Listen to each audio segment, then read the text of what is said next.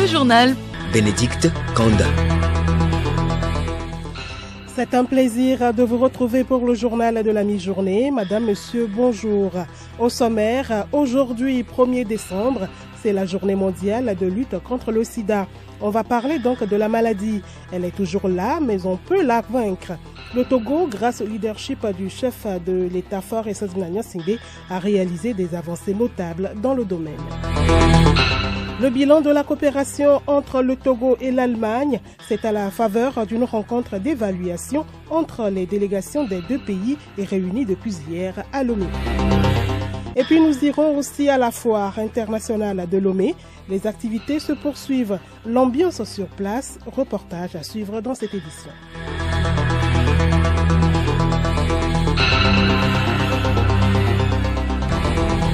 Radiolomé.tg. D'abord, à la primature, Madame le Premier ministre Victoire Toméga-Dogbe a échangé hier avec Jacques Dupuis. Il est le directeur général adjoint du groupe Canal+. Les discussions ont porté essentiellement sur les financements des projets de développement culturel au Togo. Nous vous proposons de l'écouter. Nous avons échangé donc avec Madame la Première ministre sur l'avancement de nos projets et nos futures ambitions sur le Togo, avec principalement deux axes forts de développement. Le premier, c'est de prolonger tous nos investissements dans le digital au travers de ce que nous faisons déjà sur la fibre sur le pays, donc pour que là aussi plus de ménages, plus de foyers togolais puissent avoir accès à une offre de fibre à bon marché, et également sur le volet des contenus audiovisuels, séries, émissions qui peuvent être développés et réalisés ici au Togo. Donc l'ambition d'être encore plus présent sur la création de produits culturels dans le pays.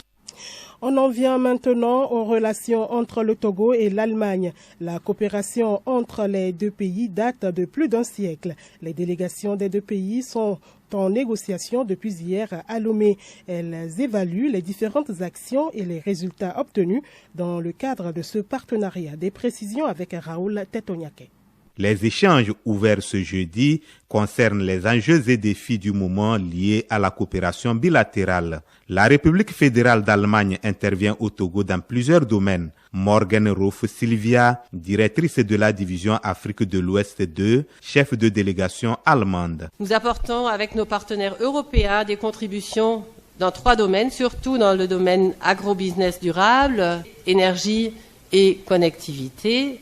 Nous voulons continuer à développer notre coopération basée sur la confiance et le respect mutuel. C'est dans une ambiance de satisfaction que le chef de délégation du Togo, le ministre Pré Simfetcheu, a salué cette relation d'amitié. Je voudrais me réjouir de la qualité de ces relations d'amitié que nos deux gouvernements ont su préserver et surtout renforcer dans un contexte mondial en perpétuelle mutation, pour en faire des relations privilégiées à travers des visites d'État au plus haut niveau et l'institutionnalisation des rencontres périodiques telles les dialogues stratégiques, les consultations et les négociations intergouvernementales. L'ambassadeur de la République fédérale d'Allemagne au Togo, Dr Claudius Fischbach, a participé aux négociations.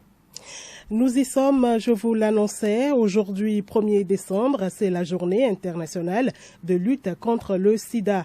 Les activités de cette célébration sur le plan national ont été lancées ce matin même dans la préfecture de Tchamba. Placée sous le thème « Confier le leadership aux communautés », cette journée est initiée par le ministère de la Santé en collaboration avec la plateforme des organisations de la société civile de la lutte contre le VIH-Sida et la promotion de la santé. Le but est d'impliquer les communautés dans les actions de sensibilisation afin d'éradiquer les discriminations et stigmatisations liées à la maladie.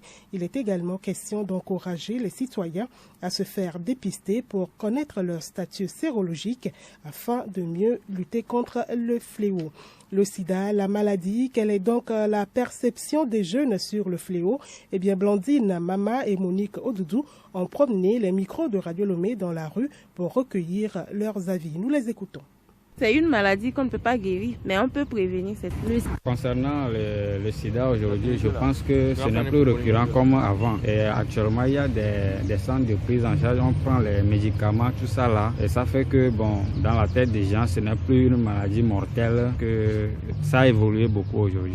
Je me protège lors des rapports. Sida, pour moi, c'est une maladie sexuellement transmissible.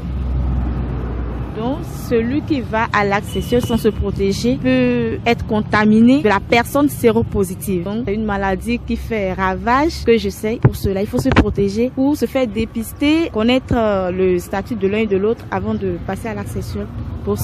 Moi, j'ai opté pour l'abstinentiel pour ne pas choper le sida parce que le VIH, c'est le virus. Il faut se protéger lors des rapports sexuels. Et pour lutter efficacement contre cette maladie, des progrès ont été réalisés par le Togo. Juliette Kamdé nous en parle. Sur la période de 2010 à 2022, les nouvelles infections ont régressé de 65% et les décès liés au virus de 64%. Ce sont les chiffres du rapport des différentes activités de riposte contre le VIH présenté en juillet dernier. Entre autres actions, des dépistages sont réalisés régulièrement sur le terrain. 57 000 personnes ont été dépistées l'année dernière. 18 millions de préservatifs ont été distribués. 86 679 personnes vivant avec le VIH ont bénéficié de traitements antirétroviraux. 75% des personnes sous traitement ont pu tester leur charge virale. Parmi elles, 90% ont leur charge virale supprimée. Par ailleurs, la prise en charge de la co-infection tuberculose VIH est adéquate. Presque toutes les personnes tuberculeuses dépistées ont été mises sous traitement, ce qui a permis de rendre stable le taux de décès autour de 15% durant les 5 dernières années. Merci à vous, Juliette Kamdé. Santé toujours, nous pouvons sauver des vies en allant à la foire. Les visiteurs donnent du sang au pavillon OTI, une initiative du CNTS, Centre national de transfusion sanguine. Le stand accueille au quotidien des donneurs. Hervé Segbonou. À la salle d'attente, des donneurs de sang alignés sur des chaises. Parmi eux, cette jeune fille de 25 ans qui pense sauver des vies. Un jour, j'aurai besoin de sang et grâce à mon don, on pourra tolérer qu'on me fasse un don. Et j'aimerais sauver une vie. Dans la salle de prélèvement, des médecins vigilants, les yeux rivés sur les donneurs sous transfusion. C'est le cas de Delta José. Elle donne du sang pour une première fois. Comme j'ai vu des gens hospitalisés manquant de sang qui ne retrouvent pas de sang à leur opération, donc j'ai décidé de venir à la foire, donner un peu de mon sang pour que ces gens-là puissent sortir des hôpitaux rapidement. Dans un coin du stand, le bureau du responsable de l'équipe médicale, Tété Sénan, rassure. Ce qui se passe normalement au hospice du Centre national de transfusion sanguine, 6 à Tocoin du Massissé, est bien suivi ici, sur le site de la foire. Un donneur qui arrive, il est reçu ici dans la salle où on fait un entretien médical. Cette initiative reçoit l'appui de la Chambre du commerce. Sa directrice Nathalie Bito se réjouit de la mobilisation. Là, c'est les donneurs. Il n'y a même plus de place pour qu'ils s'installent. Et là, on est pratiquement à 600 poches de sang déjà récoltées. 100% pour la vie à 100%. Le don de sang à la foire Togo 2000, pavillon OTI, vise à recueillir 1500 poches.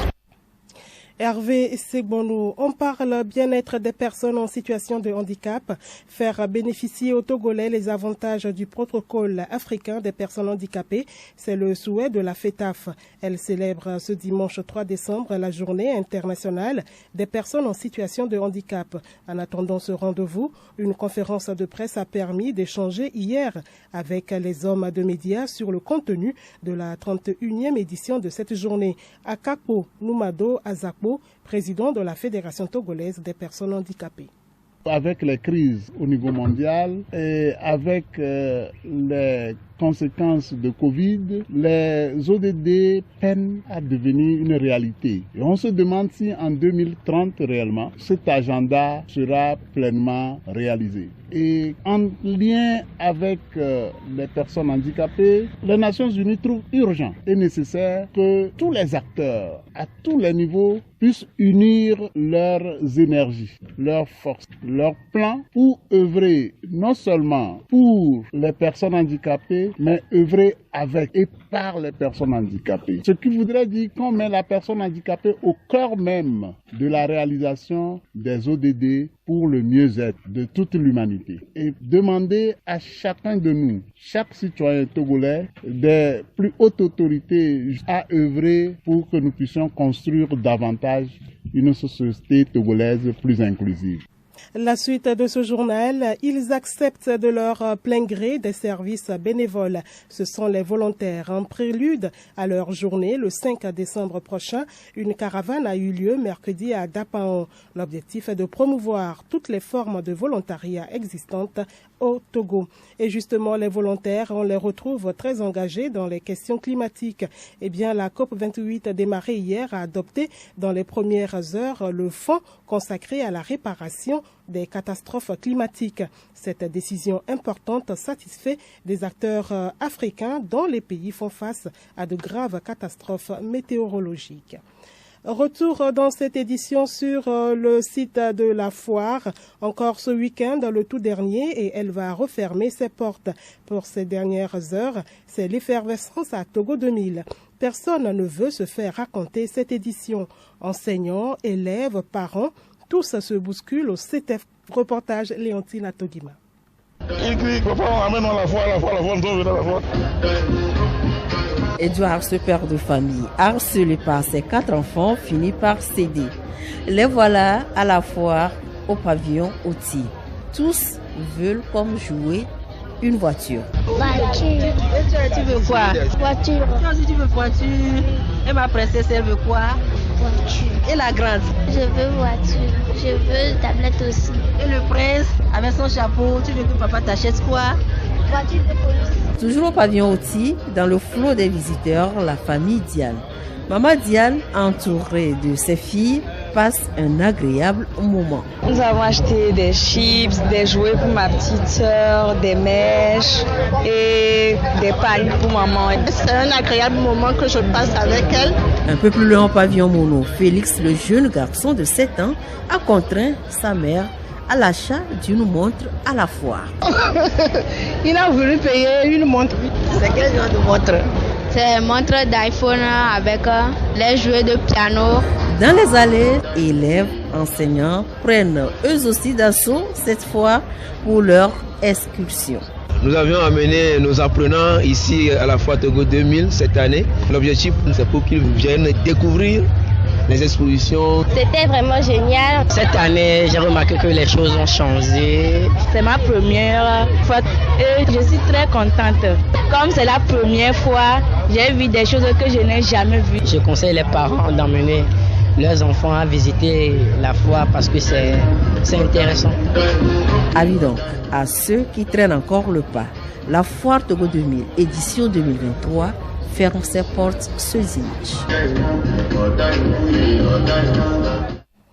Merci à vous Léontine, à Togima, à tous donc à la foire Togo 2000. Développement culturel, les natifs de la préfecture de la Bina font la promotion de leur culture à travers la fête de la danse Singaring. C'est le canton de Kémérida qui accueille cette fête traditionnelle demain samedi. Geneviève Pognon. Moment de retrouvailles des natifs de cette préfecture, Singaring, au-delà de son caractère festif, est une opportunité pour les forces vives de la Bina d'explorer certaines pistes de développement de la préfecture. Ouela Labundala, membre du comité d'organisation de Singaring 2023. C'est au cours de cette fête que les fils et les filles de la préfecture se retrouvent. L'évolution, c'est l'occasion de nous reconnaître, de nous retrouver, d'échanger de tous les problèmes que nous avons au niveau de la préfecture. préfecture de voir dans quelle mesure nous pouvons passer pour développer cette préfecture. Sinkaring est une période au cours de laquelle le jeune adolescent appelé Sinkaru subit des rites initiatiques pour accéder à une classe d'âge supérieure, celle des adultes. Il doit exécuter des danses dans un accoutrement approprié pour l'honneur et la fierté de sa communauté. Koumanam Aguta, président du comité d'organisation. Quand vous voyez l'accoutrement de Sangaro aujourd'hui, il tient dans la main gauche son arc. C'était l'arme de combat de nos aïeux. Dans la main droite, il porte un poignard. Et au dos, il y a le carquois rempli de flèches empoisonnées. Et sur le front, il fait usage de son arc et de ses flèches. La fête Sinkaring est rotative. Elle est célébrée par canton chaque premier samedi du mois de décembre. Merci à vous, Geneviève Pognon. Vous êtes en studio avec moi. D'abord, bonjour. Bonjour, Bénédicte. Des activités culturelles sont au programme ce week-end. Tout d'abord, il y a l'élection Miss Togo 2024 ce week-end. Alors, qui va succéder à Mademoiselle Chimène Abla Ekui Molja? Miss Togo 2023, nous le saurons demain samedi à partir de 21h au Palais des Congrès de Lomé. Le comité national promet une soirée inédite pour cette 28e édition. Le déplacement s'impose pour aller célébrer la beauté togolaise. Vous y serez? Oui. Et du côté de l'Institut français? Oui, le bonheur d'être ici, c'est le nom donné à une exposition d'œuvres d'art de l'artiste plasticien togolais Kodjo Tessi. À travers ses œuvres, l'artiste met en lumière les défis et les chaos auxquels l'humanité est confrontée aujourd'hui. Le vernissage se tient du 16 novembre au 19 janvier prochain. Les amoureux de la plastique sont donc conviés à aller contempler ses œuvres. Et on annonce un spectacle d'humour. Justement, ce spectacle d'humour pour nom, et si on s'arrêtait, ce sera un spectacle one-man show le 9 décembre prochain à Agora Senghor à partir de 19h. Un événement à mettre à l'actif du jeune humoriste Jocelyn Togo. Bénédicte, voilà, c'est tout pour aujourd'hui. Merci à vous, Geneviève Pognon. Tous ces rendez-vous sont notés. Et pour clôturer cette édition, l'information insolite, cette histoire va donner de l'espoir si vous désirez avoir un enfant qui tarde à venir. Une Ougandaise de 70 ans a donné naissance à des jumeaux dans un hôpital de la capitale Kampala. La septuagénaire avait, il y a 3 ans seulement, donné naissance à une fille. Elle avait longtemps été qualifiée de femme maudite pour n'avoir pas réussi à avoir d'enfants auparavant. Un vrai miracle pour qui sait attendre.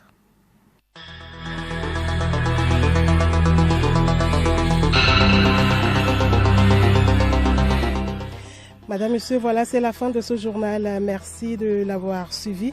L'essentiel à retenir, aujourd'hui, 1er décembre, c'est la journée mondiale de lutte contre le sida.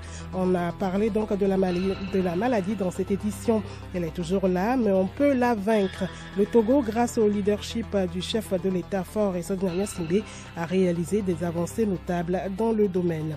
Et le bilan de la coopération entre le Togo et l'Allemagne, c'est à la faveur d'une rencontre d'évaluation entre les délégations des 2 pays réunis depuis hier à Lomé. Bon appétit à vous si vous êtes à table.